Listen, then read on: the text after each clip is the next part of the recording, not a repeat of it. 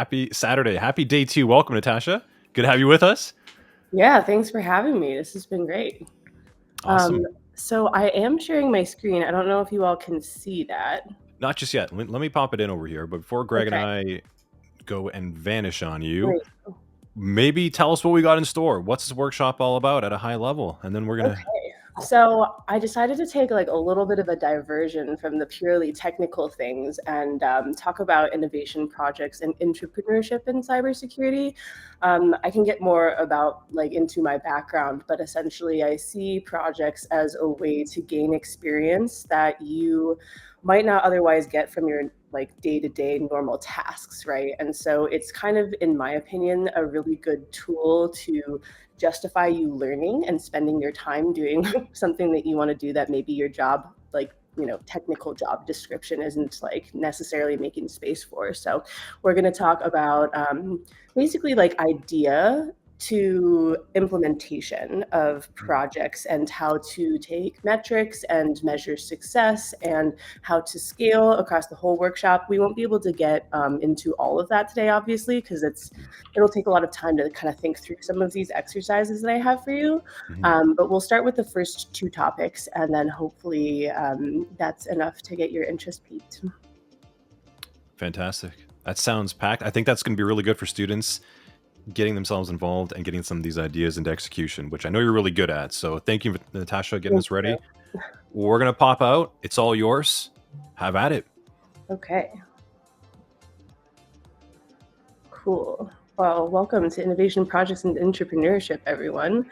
How do I switch these, like navigate through the slides here? Do I have to do this over here, maybe? Okay, well, I guess we'll do this. I can't see any of your questions, so I apologize. I'll come back and look at that later. But workshop agenda. So this is kind of the outline for the entire project. So introduction to entrepreneurship, identifying opportunities, how you get leadership buy-in to make sure that you can spend your time and potentially get resources for your project, planning the project, and like from step 1 to like how you're going to execute this, which is a lot of what will be important for getting leadership buy-in. And then there's making it happen, right? So like executing the plan that you've come up with. And then of course, measuring success. So you can determine if you're on the right track or if you need to adjust.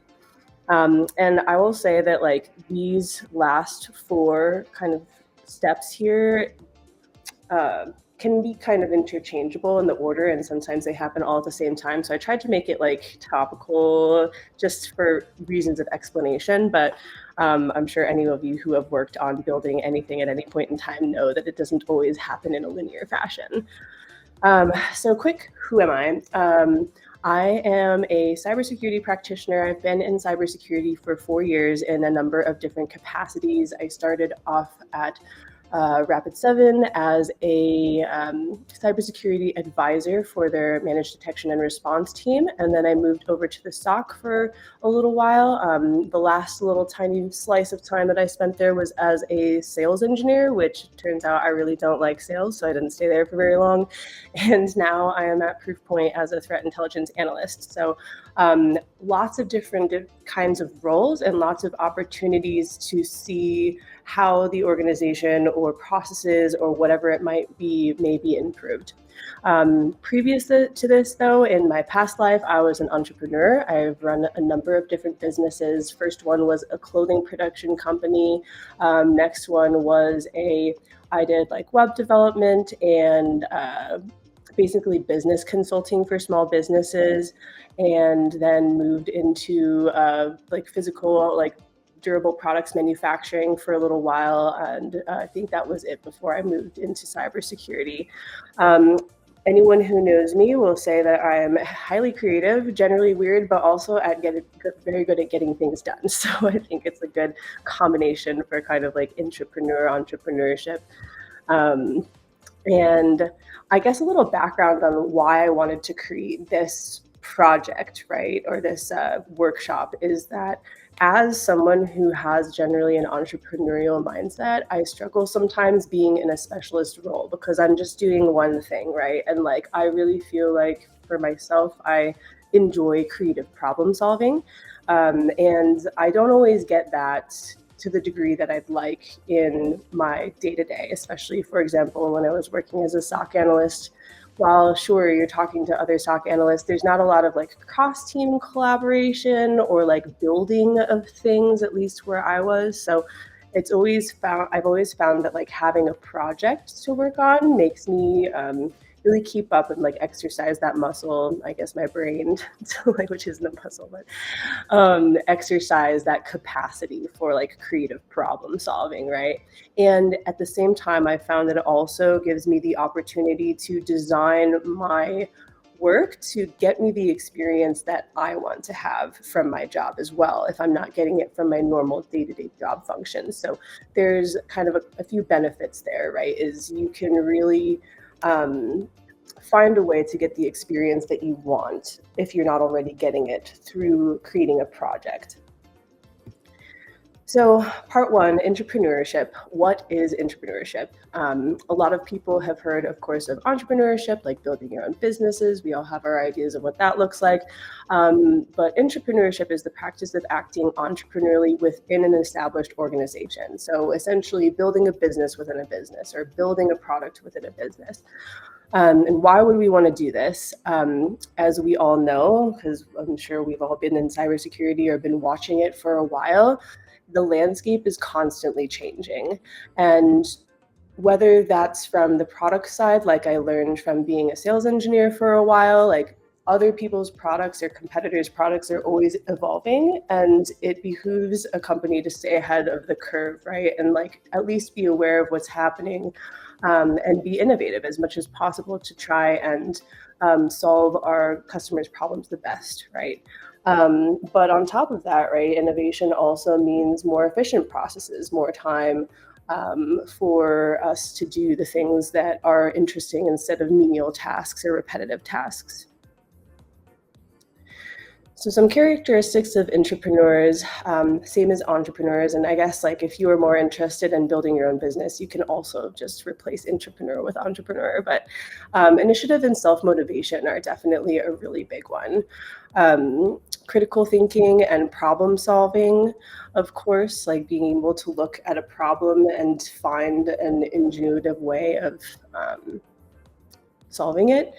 Creativity and innovation, so being able to think outside of the box. Adaptability is also a very important one that I've learned in my time as an entrepreneur, is that sometimes you have an idea for a product and that might not actually be what the market wants, or maybe there's something about it that needs to change, right? Like taking feedback and being able to adapt your idea to what is going to best serve your organization, your customer, whatever it may be, is a really important trait to have. Strong communication skills, especially as an entrepreneur. As an entrepreneur, oftentimes you're just kind of selling your product. You have to be able to pitch it to whoever might be buying it or investors or something. But as an entrepreneur, there's a lot more, I've found, kind of dynamics within organizations that you have to navigate around and do that with tact, right? Sometimes so you don't feel like, or people don't feel like you're stepping on their toes or that you're moving out of your lane or something, right? Sorry. Next is project management. So being able to have an idea of how you're going to get from A to Z, right? And there are a lot of steps that happen in between that to build a like viable business or whatever it may be. This is something that I learned when I was doing business consulting for a little while.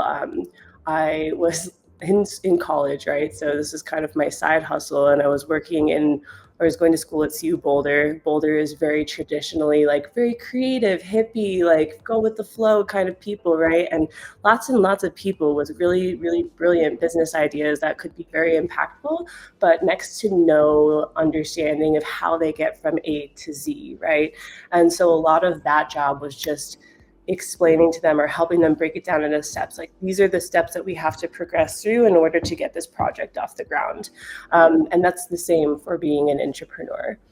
And then, of course, a collaborative mindset, especially if you're working within an organization, being able to find people who are good at the things that you're not good at and fill those gaps, or even if they're just going to be a mentor, right? Like, that you need to gain these skills in order to execute on this project. And if you can find a good mentor who's good at those things, you can kind of move in that direction with a little bit more ease because you have some guidance. So the purpose of this course is essentially to walk you through the steps of being able to create an idea or a project for yourself within your organization, or perhaps like for an actual business. So, oh my gosh, I'm so sorry. My aunt's dog is barking. I need to let him in really quick. Okay.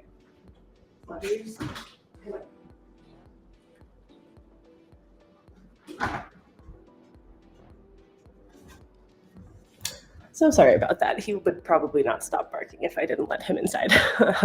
So identifying gaps and opportunities for security improvements within your organization, so spaces that you can act entrepreneurially, developing a solution that addresses a challenge that you have, and being able to build a team to support that as well, right? Especially if you are working within a large organization, oftentimes you'll have people who are really, really good at what they do, right? And being able to enlist their help if they're also interested in helping you with this project, you will learn so much. How to get organizational buy-in, how to measure and communicate success of your projects. And then, of course, being able to navigate any organizational dynamics that may be happening that may be like blocking your progress.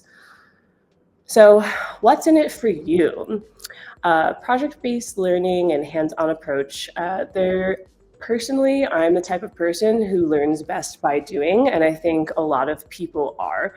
And projects are one of those great things to not only give you hands-on experience, but also kind of drive you to, like, you've made a commitment, right? Like once you have some sort of like buy-in and people are interested in what you're doing, I've found that it's really great motivation to be able to like keep myself on a timeline and disciplined and executing.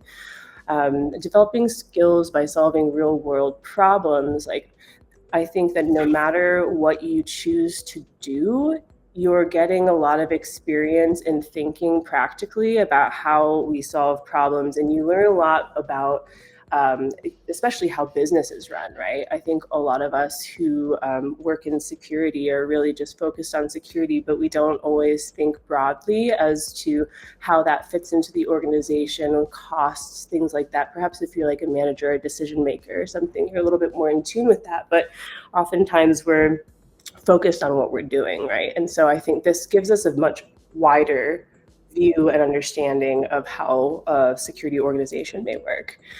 Experience in leadership and working in teams. So if you're starting a project that requires any sort of help from others, which oftentimes it will, especially as it grows, you kind of end up being that point person, right? And you're now managing teams. And even if your role isn't as a manager, it does give you that kind of managerial experience if that's a direction that you want to go in. Or if you're like me, in my case, I don't really know that I ever want to be a manager, but I do like building stuff and I enjoy like putting a team together to like attain our goals.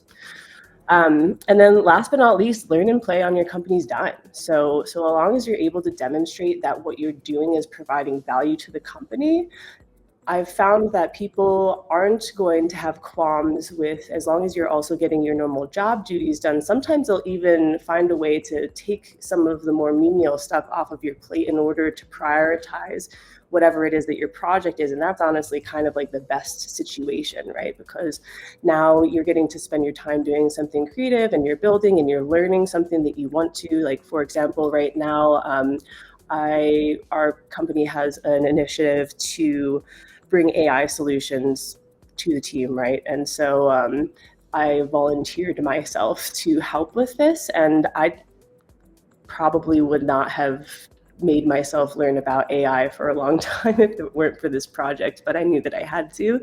And so now I'm spending my time, like, all of my free time at work building AI solutions, and I've been learning a lot about that. And not only is that benefiting my team, but like they're making time for me to do this, and people who are higher up in the organization are very, very grateful for the work that I'm doing. So all of that is pretty cool, right? Because it's resources that I would not otherwise have access to if I weren't doing it through a larger company. And I'm also doing it kind of on their time in a way. So an assignment, and obviously I don't expect you to do it now, but like, what are you passionate about? What do you want to learn? Is there something that you can do within your work to be able to improve yourself and your skills in the direction that you want to go? And then another question, so this is just kind of like the idea of what do you want to base your project around? So similarly to what I was saying with the AI program, right? Like, I wasn't doing that already. It was something that I wanted to do. And this project is allowing me the time and the resources to be able to learn about AI. So lots of different questions there to make sure that it's not only benefiting your organization, but it's also benefiting you. So identifying opportunities. This one is, I think, a really fun exercise no matter what, right? If you're an entrepreneur or you're an intrapreneur, being able to identify inefficiencies in your operations and the cybersecurity organization that you're in, I think is kind of a fun exercise. And I have a feeling probably most of you have a few ideas in mind already for how processes or procedures or whatever it may be, or a product could be improved. And then making sure that those ideas are aligning with your organization's cybersecurity risk and business strategy. And I know like business strategy can be a difficult thing to understand, especially if you're like in a smaller organization that doesn't communicate that. In my experience thus far in being employed by other people, I think that both companies that I've worked at have been pretty good at explaining what the business strategy is, what direction we're trying to move in, what are the initiatives that they have on the table, and requesting that people spend some time thinking about how they might be able to get even your small part of the organization towards that goal. But that is a really important thing for leadership buy-in, right? Like, if you can tie back whatever project it is that you're coming up with to something that's going to benefit the business, that is absolutely one of the most important things to do. So, assignment. Identifying 3 to 5 cybersecurity related frustrations or inefficiencies that you've observed in your current role. So it could be SOC process, like shadow IT mitigation, zero trust initiatives, whatever it may be that you feel like your company or your organization could be doing better that it's not really doing, is a great place to start. And then, of course, like I had mentioned, being able to tie that back to business strategy or how that's going to benefit the business. And then after that is kind of ranking those two things, right? So if we're triaging the problems that we have with the level of impact that it's going to have on the business, the sweet spot, of course, is going to be whatever solution or project is going to hit both of those pretty highly, right? And those can be small, those can be big, it could be wherever. I will say, I guess, because we have some, seems like we have some time.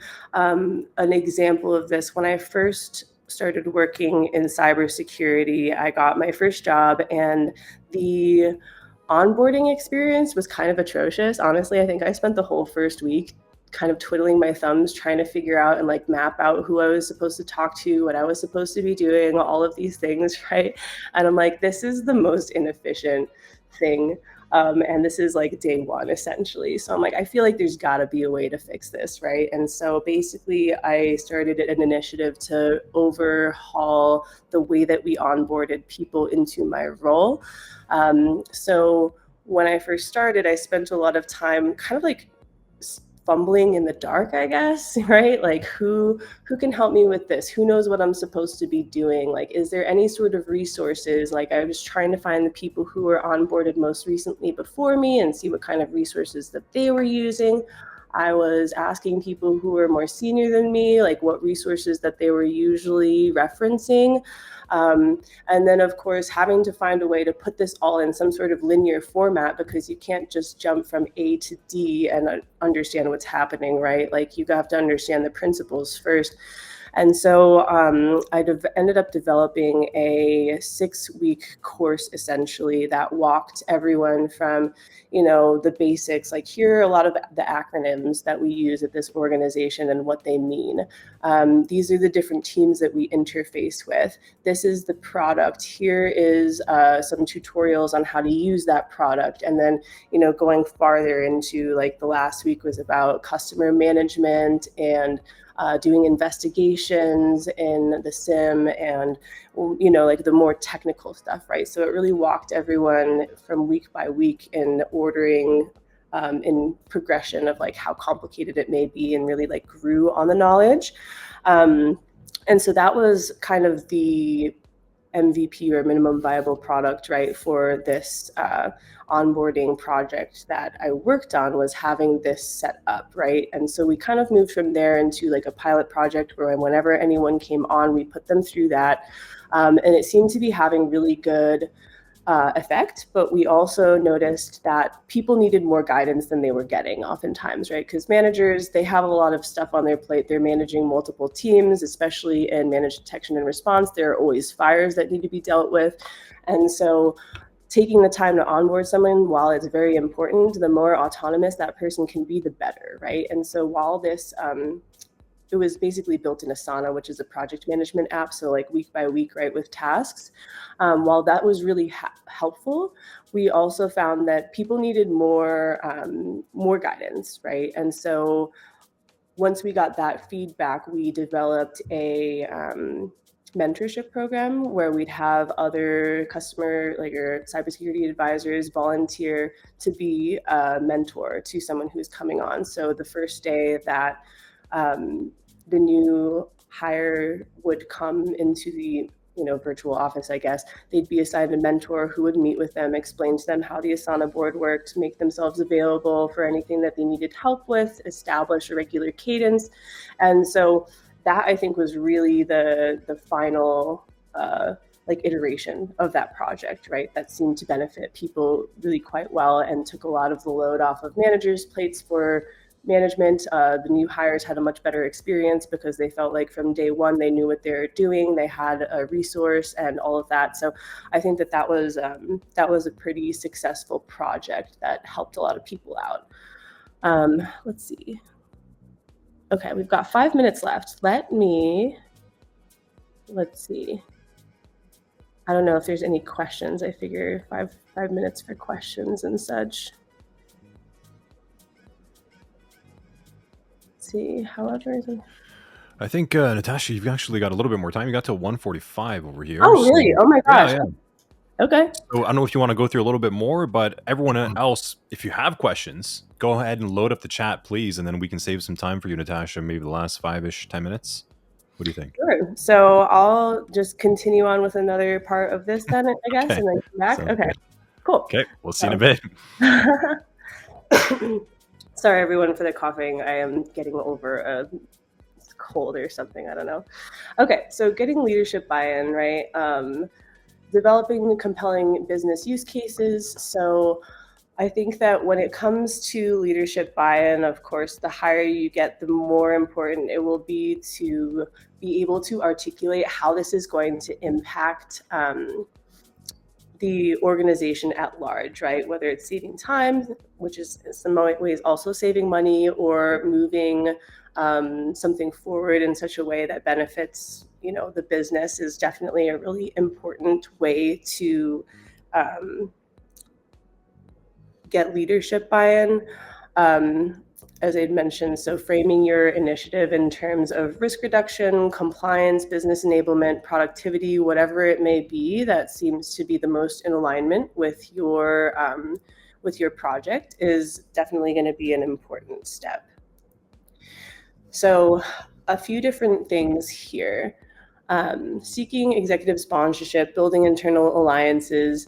This can be hard for some people for a number of reasons. I think that I always feel kind of weird reaching out to people, especially if I'm like just asking for support for something. So my way of handling this is usually just approaching from a place of curiosity, right? Like, I think that when you're hopping on a call with someone, especially who you don't know, just like asking a lot of questions, like how does this work, or how do these things work together, or what do you think about how this is working right now? Like, do you find that there are rooms for improvement? Like, these are some ideas that I'm having. I'm thinking about this, and oftentimes, like what I find is that people are pretty receptive to that. And not only are they interested to hear more about what I'm doing, but they're also more than happy to connect me and point me in the direction of other people who might also be helpful to whatever initiative that I'm working on. So let's see, business enablement through security innovation, right? So making sure that, again, like whatever you're doing is supporting the business in a way. And then I think innovation is a competitive differentiator, especially having worked in products for a while, or like sales for the short stint that I worked in. That's a big one, right? Especially if you work for like a large org that is providing a product or a service, making sure that you're staying ahead of the curve and being innovative in your offerings is definitely an important thing.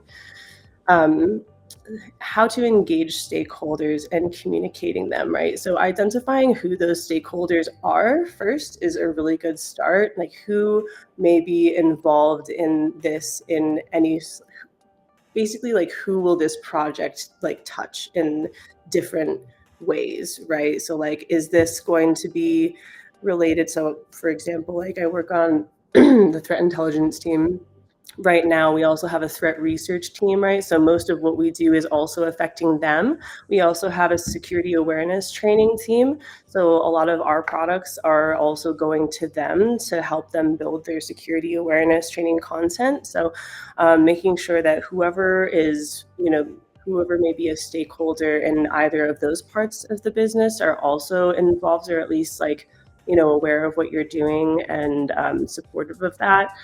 And then making sure that you can tailor communications to different audiences. So as you're gaining support for your project and trying to implement this, there are a lot of different levels, right? Where you may have people who will need to buy in, right? So whether it's someone who's going to be working with you on your team to make this happen, or whether it's your manager, that one I found is very important, right? Like making sure your manager is bought into the idea of what you're doing and sees the value, because otherwise they'll just be like, why are you spending your time on this? This isn't your job, right?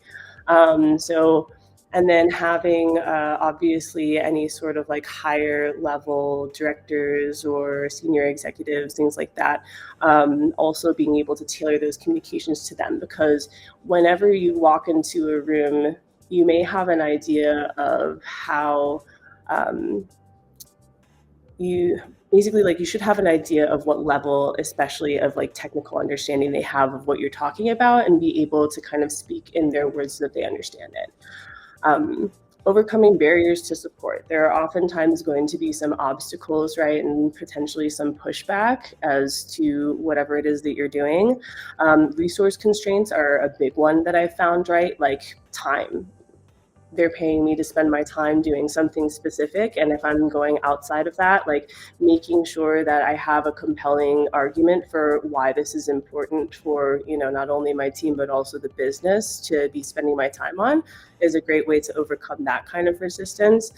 Managing organizational resistance to change. There are lots and lots of people, and I know that I am certainly one of those and guilty of this sometimes, but like if someone wants to change a process, I'm like, oh my gosh, why are we doing this? This is going to take so much time to learn this new way, right? And like it could, in the end, save a lot of time, but at the same time, there are plenty of people who really just don't want to deal with learning a new way of doing something. And then balancing innovation with operational demands, like I had mentioned, time being one of the bigger constraints, and also potentially money and resources, also a very important one. So, assignment. If you're looking at your top ideas that you had, identify who those top key stakeholders would be, and then develop communication strategies or a different approach to speak with each one of those groups. Drafting a 3 to 5 minute pitch for your problem, and then focusing specifically on explaining what that problem is, what your solution is, what the value is to the organization or your team, and then what you're asking of them, I think is a really great just kind of format for that. And then practice pitching your project to a number of different stakeholder groups, right? Because as you're experiencing or working on pitching this, you'll realize that there are a lot of different ways to communicate different things to different levels of technical ability. And in practicing them ahead of time before you speak to any of these people, if you walk into a room and realize that they're not as technical or they're more technical than you expected them to be, you can easily pivot because you know how to speak to all of those different audiences. Looks like we still have some time, so I'll get into planning the project. So building a roadmap, MVPs, of course, being a minimum viable product, right? Like what is the smallest kind of unit of a project or product that you can create that will show value. Designing pilot projects. So how are you going to test whether or not this is working, and do it in a small group enough that you can also prove that it has value? And then how are you going to phase the implementation? So if your pilot project goes well, how are you going to roll this out to whoever, customers or the rest of your org or wherever it may be? Make sure that you're clear on your strategies and objectives. So like, what are we trying to get to and how are we going to get there? Making sure that you have a good idea of your goals and how you're going to measure whether you're meeting those goals. And then identifying needed resources. So as I had mentioned, whether that is access to an app or whether that's more people, or whether it's budget for storage or compute power or something like that, right? Like there could be resources that are required to go along with your project. So for example, right now with this AI project, we're trying to figure out how we can best put all of our data in a way that the model can access. And so S3 bucket being probably the best one, but getting budget for that has been difficult, right? Because we're trying to figure out how to justify what we're doing, especially when we don't necessarily have an MVP yet, right? So that's been a little bit of a hurdle that we're trying to get over right now, but just an example of needed resources. And then once you do have those resources, establishing budgeting, resourcing, and stakeholder communication to make sure everyone's kind of in the loop and that you're using your resources wisely and all that. So assignment for this one is to develop a one-page proposal for your project that you are choosing. So try and figure out how you can best run a pilot project for that idea.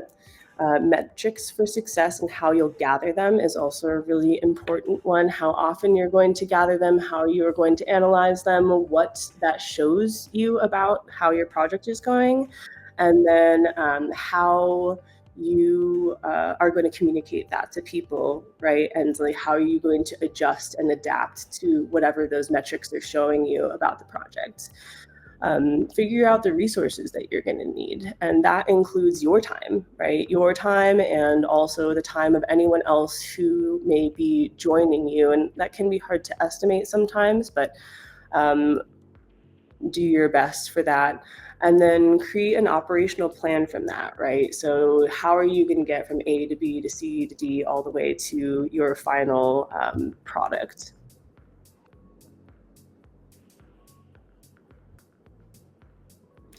Right, making it happen. So this one is one of my most, I think to me, this is the fun part, right? So you've done a lot of planning, you have an idea of what you're doing. First off, building a team, right? How are you going to acquire and allocate those resources? So communicating expectations, let's see. So communicating expectations, I had a note on that. So this one especially, I think, can be difficult, right? Because oftentimes when you're building something like this, you're not necessarily, like, no one's getting paid for this, right? And plenty of people have other things that they prefer to do with their time. Hopefully the people who are joining your project are also as passionate as you are about whatever it is that you're learning or building or whatever it may be, right? And so they're excited to be there. But I think that especially when it's not something that you're hiring someone to do, being as collaborative as possible about what the expectations are, right? And giving people a lot of grace for, like other things that may come up, because we all have our own jobs on top of this. Like our daily work is going to be our priority at all times. So being a little flexible with people around what your expectations are and having a collaborative approach to determining what those may be. Gathering metrics, as I'd mentioned, to demonstrate your success, and then implementing and scaling. So if all goes well, how are you going to support the transition from proof of concept to full-scale implementation? Teamwork, building a cross-functional team. It's really, really hard to build something big on your own because oftentimes you won't have all of the skills that you need in order to implement a big project. It's also not as fun, in my opinion. I've been a solopreneur a number of times in my life, and it can get pretty lonely, I'll say. And there's something about being able to turn to someone next to you, right? I guess this is kind of the next point. Like innovation is at its finest in groups with diversity of thought, right? So looking at who you're surrounding yourself with and what they might bring to the table. And that's not just like what they do for a job, right? But like anything that they've done previously also has an impact on the way that we see the world, right? Like every experience that we have, especially if it's something that we do for a long period of time, influences the way that we see and interact with the world. And so having a diverse set of people around you, especially if you're working on something that's like innovative, is very, very important in my opinion. And I don't know, just the insights that some people have from, previous experience doing whatever they were doing. I just love seeing where people come from and their thought processes. So really important as you're building a team is determining what competencies are needed for your project to succeed. Do you have all of those things? Sometimes you will, sometimes you won't. And if you don't have those skills, how long will it take you to obtain those skills? How are you going to find them, right? Is there a course that you can take, or someone that you can learn from, a shadow or something like that? If it's going to take a while to learn those skills, another option is who might already have those skills. And more importantly, are they someone that you'd like to work with? In the entrepreneurial world, I had like a business partner for a little while, and it was kind of a funny process in trying to figure out who I wanted that person to be, right? Like as I was interviewing people, it's like you are essentially going to be married to this person for like 2 or 3 years, as that's the amount of time that it usually takes to get a business off the ground and profitable, right? So making sure, of course, like internal projects are going to be a much shorter span than that, but making sure that whoever it is that you're starting this with is someone that you want to work with for a while, and that you can overcome any sort of like issues that you may have with communication, or, they're just like an easy person for you to work with. Managing teams. I don't know if any of y'all have seen this YouTube video, but I absolutely love it. These cowboys herding cats. But as I had mentioned, a lot of these people won't be being paid for the work that they're doing with you. So having a shared vision and strategy that you're collaboratively coming up with together, or making sure that they're on board with whatever it is that you envision is really important. Product management, establishing communication and collaboration methods, and making sure that everyone's like on board with that and using it, so that it just makes your life so much easier. Having a regular cadence of check-ins and co-working is also great to keep everyone motivated and on track.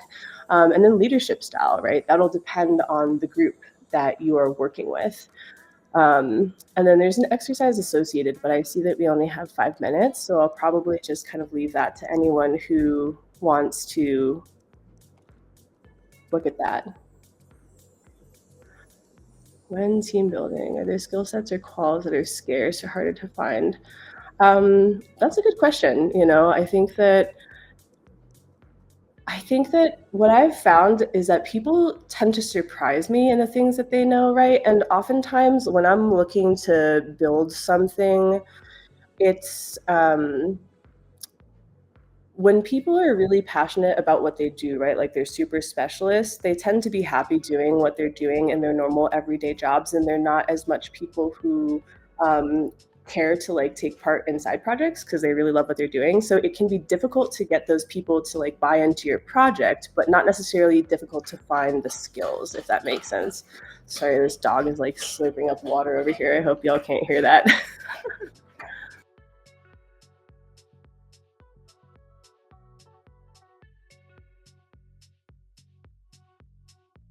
So does having investor experience or knowledge sought after value trait that organizations look for? So I suspect that it's not necessarily, I'm not so sure if I've ever been asked about my experience with things like that when I look at projects. I think it's just something that is a skill that I've gained over time. Right. And so it becomes apparent when I'm talking to people the way that I have that experience, right? I'm not so sure if they're looking for it. I do know that if you are looking to get funding for like as an entrepreneur, right? You're looking to start your own business, definitely like having some experience there is important, because I think people look at the success of your previous business ventures as kind of like, what do you call it? Qualifications for like why they might want to invest in you. But when it comes to internal projects, I don't think it's so much, right? Like I think that the experience that you have in communicating the value of these things is more important than having had previous experience, right? So like skill, I think will come over experience a lot of the times with internal projects. And honestly, I think like that is kind of a nice thing.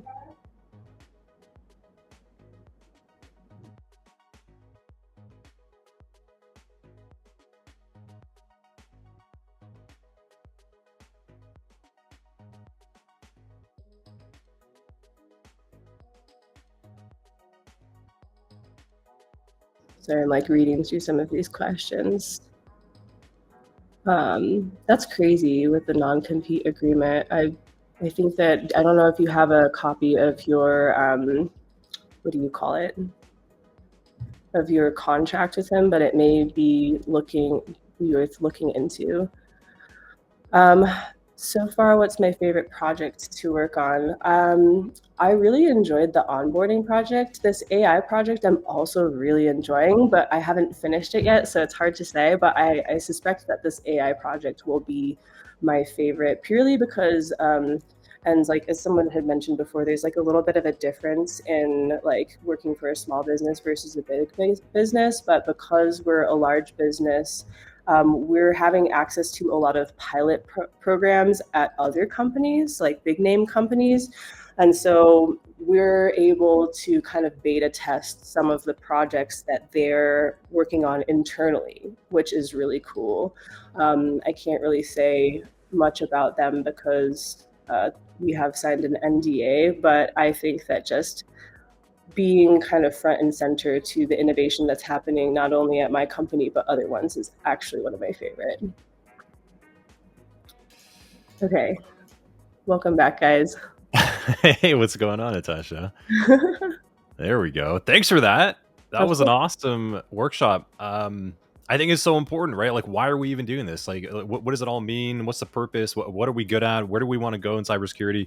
These are the really deep, important questions instead of what's the next technical thing I need to study for, right? So, right, that was awesome. it definitely helps me to get out of like the idea of like climbing the corporate ladder, which just I hate that. You know, that idea just makes me, I don't like that at all. And so it's like, I think honestly, it's an accelerator in a lot of ways, because if you can create a project that's going to teach you multiple of the things that you need to learn to get to where you want to go, versus just like, okay, now I'm like senior and now I'm principal, right? It's like, okay, but now I also have all this other experience in different areas, and now I can create stuff, right?